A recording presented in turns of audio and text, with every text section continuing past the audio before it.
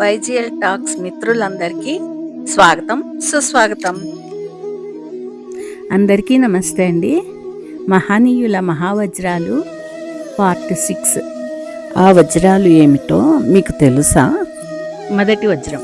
సమస్య వచ్చినప్పుడు అది సమస్య అని ఆలోచింపక పరిష్కారం వైపు దృష్టి నిలిపి దివ్య నామస్మరణ, దివ్య చింతన చేస్తూ మనసును ధ్యానంలోకి మరల్చుకోవాలి. ఇక రెండవ వజ్రం. మనది కాని రోజు అజ్ఞాతవాసం చేయాలి. మనదైన రోజు అర్జునుడిలా యుద్ధం చేయాలి. మనది కాని రోజు అజ్ఞాతవాసం చేయాలి అంటే దానికి అర్థం మనం ఆ సమయంలో మౌనం పాటించాలి అని అర్థం.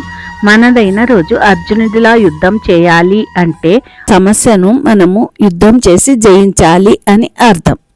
ఇక మూడవ వజ్రం.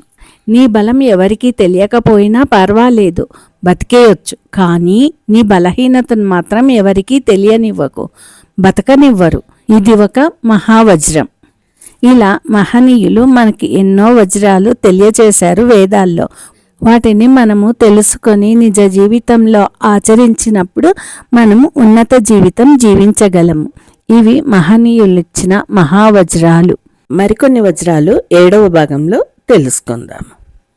ధన్యవాదాలు మిత్రులారా. సర్వేజన సుఖినో భవంతు.